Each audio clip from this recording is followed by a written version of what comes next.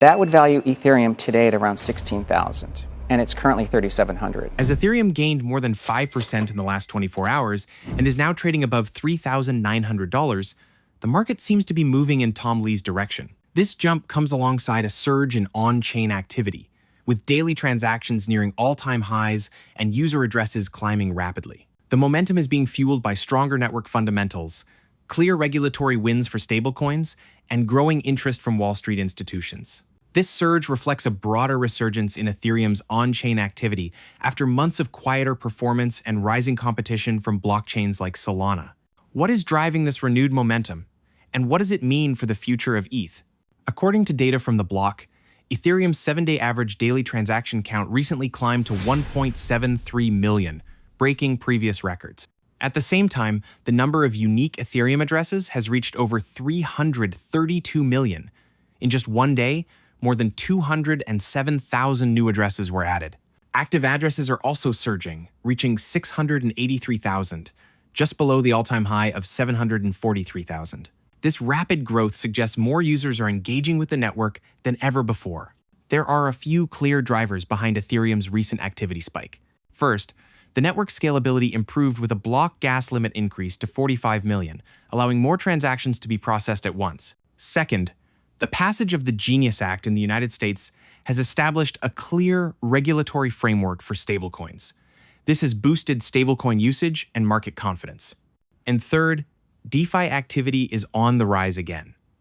The total value locked across decentralized finance platforms now stands at $142 billion, with Ethereum accounting for 60% of that amount. Together, these factors have solidified Ethereum's position as the leading smart contract platform, despite increasing competition. Beyond user activity, Ethereum treasury companies are becoming an important part of the ecosystem. Publicly traded firms holding ETH now manage more than $7.5 billion in value. Analysts like Jeffrey Kendrick from Standard Chartered say these firms offer better exposure than United States spot ETH ETFs because they can earn staking rewards and participate directly in DeFi. One example is Sharplink Gaming, backed by Consensus and Ethereum co-founder Joe Lubin. Since June, treasury firms have acquired 1.6% of all ETH in circulation, matching the pace of ETF purchases. With staking ETFs potentially on the way and institutional adoption growing, Ethereum's strong fundamentals suggest its momentum could continue. But Ethereum at $16,000? Sounds impossible? According to market veteran Tom Lee, it's not only possible, it might be just around the corner. The logic is simple. Well, I looked at some research from Sean Farrell, who's our head of digital asset strategy. So he thinks the ratio of Ethereum to Bitcoin could go back to its 2021 highs, which is about 0.14. That would value Ethereum today at around 16,000, and it's currently 3,700. And compared to 2021, Ethereum's fundamentals are even stronger today. Tom Lee also explained why Wall Street is becoming increasingly interested in Ethereum.